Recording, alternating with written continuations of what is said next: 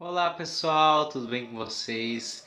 Meu nome é Breno Berdan, eu sou oficineiro de teatro pela Secultur Paranaguá e nesse ano de 2020 estamos ofertando essas oficinas online por conta de toda a questão do isolamento social, em decorrência do Covid-19, a pandemia que está assolando o mundo. E além das oficinas de teatro, que eu sou professor ministrante, nós temos oficinas de outras áreas, como grafite, fotografia, nas áreas de música e de artes visuais. Se vocês querem conferir, é só dar uma olhada aqui no canal do Cultura na Rede. As playlists estão todas separadas aqui para vocês conferirem cada uma das áreas que você tiver interesse. E todas as aulas do Cultura na Rede são gratuitas, então você pode assistir à vontade elas. E além dos 50 minutos de aula por semana que nós estamos ofertando, também nós temos as lives monitorias, que vocês tiram as suas dúvidas sobre o conteúdo da semana. No caso, a minha live monitoria são todas as quintas-feiras, às 15 horas da tarde, tá bom? Em torno de 1h30, 2 horas de live, onde nós vamos tirar dúvidas de vocês vão assistir os vídeos e vocês vão acompanhar as lives para ter um bate-papo, algo mais interativo comigo, no caso, para vocês poderem tirar suas dúvidas e compreender um pouco mais sobre o conteúdo, tá bom? Essa é a aula 9 da oficina de teatro e o tema de hoje é teste de elenco e distribuição de personagens. Para abordar esse tema, eu vou partir de dois cenários distintos. A primeira hipótese é de não se ter um grupo fechado. E a segunda hipótese é de já possuir um grupo com os integrantes fixos. Para a primeira hipótese, vamos retornar para a pré-produção. Para quem não acompanhou, está na aula 6, que eu fiz semana passada. Então, para quem não assistiu, eu aconselho dar uma conferida na playlist para assistir esse vídeo, porque ele está muito interessante e muito esclarecedor. Nesse cenário, a pré-produção está em andamento, mas a peça não tem um elenco decidido ainda, não tem um elenco fixo para a montagem dessa peça. Então, o produtor e o diretor eles podem convidar atores e atrizes para compor o elenco ou abrir para testes. Nesse caso, os atores e atrizes eles vão fazer inscrição, porque o produtor ele vai abrir inscrições para o elenco, onde eles vão mandar os seus respectivos currículos artísticos e no dia pré-determinado irão fazer os testes, apresentando um pequeno monólogo, fazendo a cena de improviso, ou também fazendo leituras do texto. E esse teste é para uma banca avaliativa. O artista que está para prestar esse teste, ele tem que ter em seu repertório um ou dois monólogos prontos para poder mostrar o seu trabalho para quem for avaliá-lo. Em outros casos, a própria produção pode enviar um, dois ou mais textos para os candidatos decorarem para poder apresentar no momento da avaliação. Nesse caso é um pouco mais objetivo, porque já tem o texto, já tem os personagens, então já consegue visualizar um pouco melhor como que o ator vai se encaixar naquele personagem. Também existe a leitura branca. O que é a leitura branca? Nesse caso, na hora do teste, é entregue um texto para que o candidato leia na hora, para demonstrar seu domínio de leitura, pensamento rápido, o gestual, o vocal também, a maneira como ele gesticula as palavras. Durante o teste pode haver também um momento de improviso, onde serão feitos exercícios de improviso com o grupo que está prestando o teste. Então é exercício em coletivo, também para mostrar como os atores irão encenar juntos, como eles funcionam em cena, se funcionam, se não funcionam. Depois disso, os jurados da bancada, eles vão ter um momento onde eles vão conversar e decidir quais desses candidatos serão aprovados e para quais personagens. Dificilmente o resultado sai no mesmo dia. Agora, para falar da segunda hipótese, o processo ele é muito parecido, mas tem algumas variantes, algumas coisas um tanto diferentes. Mas não tem a parte das inscrições, se torna um tanto mais objetivo. Eu costumo fazer o seguinte: eu deixo que cada uma das pessoas do elenco escolham 3 personagens. E a partir desses 3 personagens durante os testes, eu vou fazendo experimentações. Eu vou alternando na questão da leitura, cada vez que nós vamos ler o texto, um ator ou uma atriz diferente vai ler aquela personagem. Aí eu vou fazer essa alternância. Caso tenha algum personagem que apenas um dos atores tenha decidido, eu já vou me encaminhando para essa pessoa ficar com esse personagem, dando umas dicas, auxiliando na interpretação, para que ela já fique com esse personagem que só ela escolheu. Caso tenha algum personagem que ninguém leu, aí mesmo assim, durante as leituras eu vou alternando entre os atores quem lê aquele personagem, para que o interesse no mesmo vá crescendo entre o elenco. Caso só a leitura do texto não seja suficiente para decidir todos os personagens, aí eu passo por uma etapa diferente.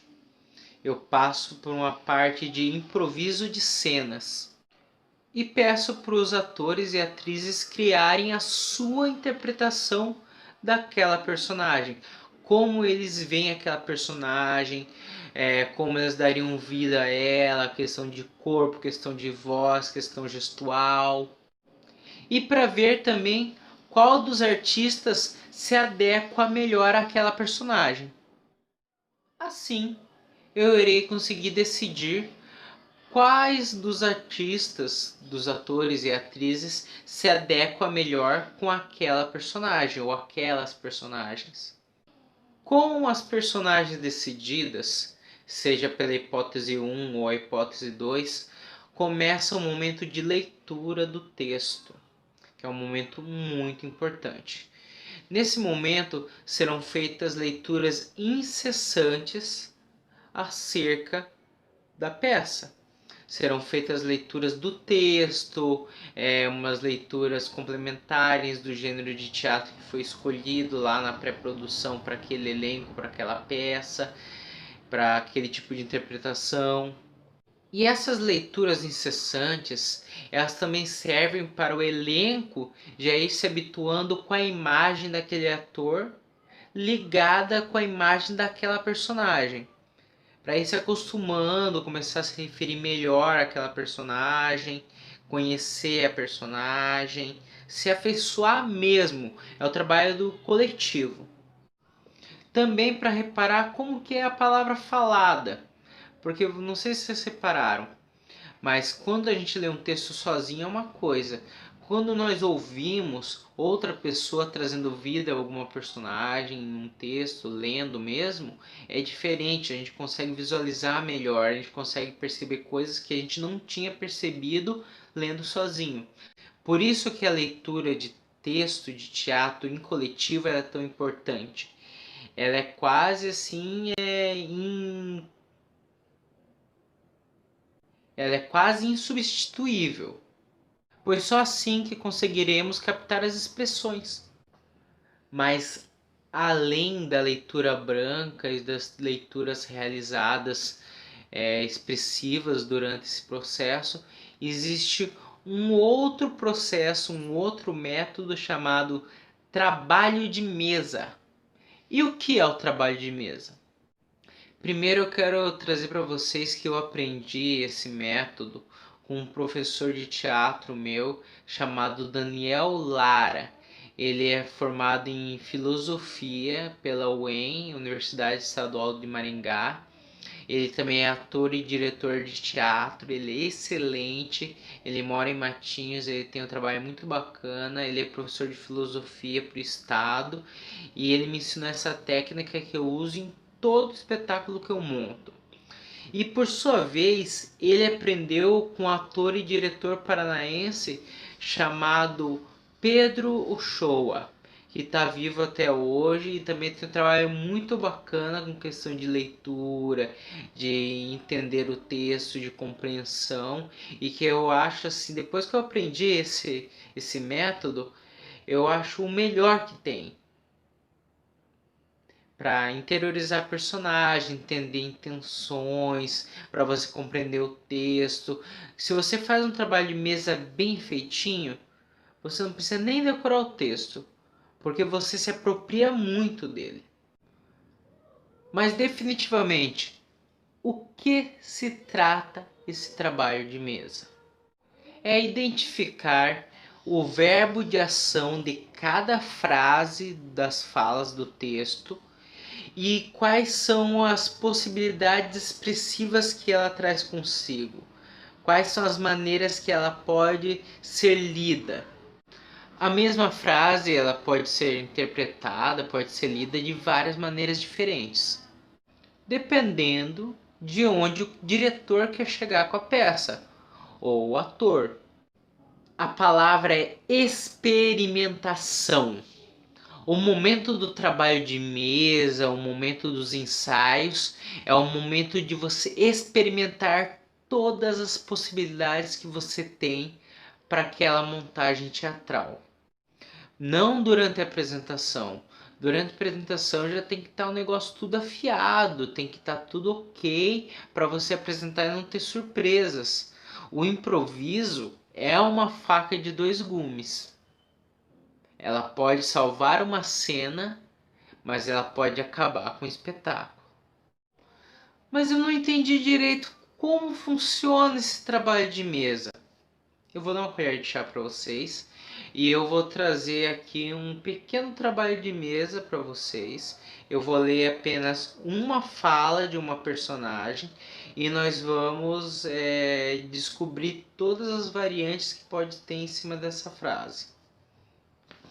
No caso, eu vou trazer um trecho do meio da peça, O Mundo de Fora, que eu já citei umas aulas atrás para vocês, que é um texto meu.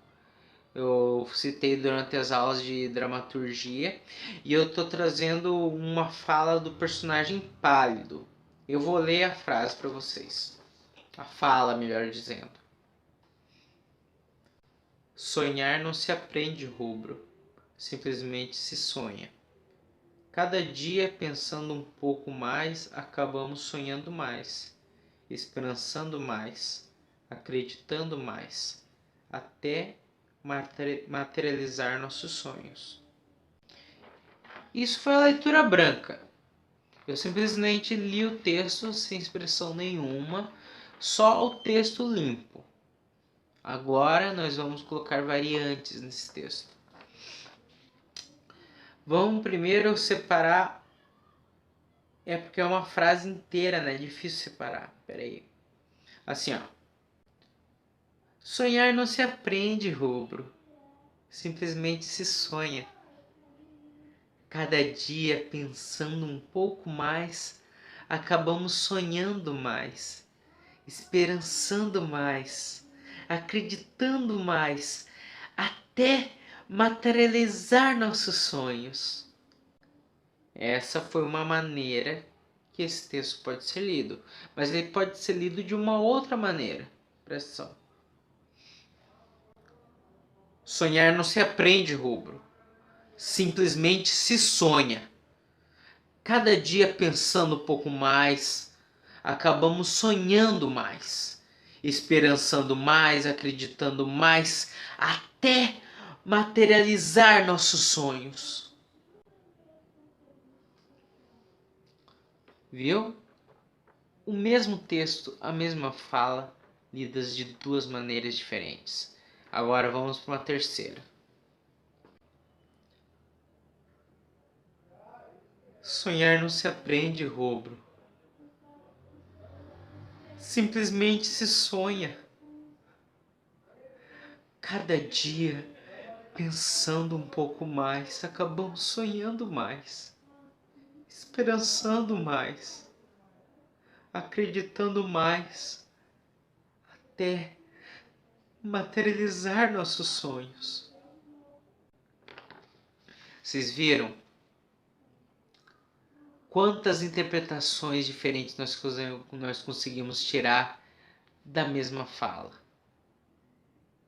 A liberdade na hora do trabalho de mesa é de experimentar coisas diferentes. Nós podemos misturar também. Cada frase ela pode ter uma expressão diferente, uma mais brava, outra mais triste, outra mais alegre. De várias maneiras diferentes você pode fazer o mesmo texto. E pegando esse texto, vamos pegar a primeira frase, só a primeira frase. Sonhar não se aprende, Rubro, simplesmente se sonha. Qual é o verbo de ação? Aprender é o verbo de ação. Sonhar não se aprende, Rubro, simplesmente se sonha. Do que se trata esse aprende? Vamos pegar aqui. Sonhar não se aprende, Rubro, simplesmente se sonha. Esse aprende ele vem com uma questão assim até de dar a impressão de estar cobrando, de dar uma lição de moral. Então ele pode trazer esse tipo de interpretação. Mas ele também pode vir com uma questão assim até de medo, de receio. Sonhar não se aprende, Rubro. Ó, já trouxe uma outra interpretação para o mesmo texto. Então é o trabalho do autor também analisar o que está lendo e trazer as suas variantes do mesmo texto. Quais são os pontos de expressão que você pode alcançar com aquele texto? Isso é um desafio, mas é muito bacana você estudar e você aprender isso. E o trabalho de mesa é incessante mesmo. Vocês viram que uma frase, uma fala de menos de 3 linhas, nós estamos uns 3 minutos discutindo? É mais ou menos isso. Uma página de texto, de roteiro, de uma peça de teatro, nós levamos mais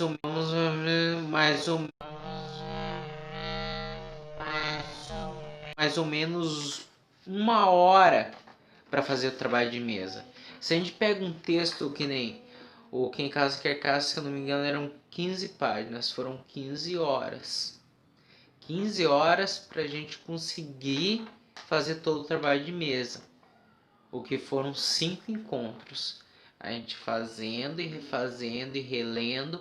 Por isso que assim, de tanto reler, de tanto macitar na cabeça, se torna orgânico para você. Já fica na sua cabeça aquele texto. Conseguiram compreender? E não se esqueçam que nós vamos ter 50 minutos de aula todas as semanas. As lives monitorias da minha aula serão todas as quintas-feiras, às 15 horas da tarde, no meu canal do YouTube, Breno Berdan.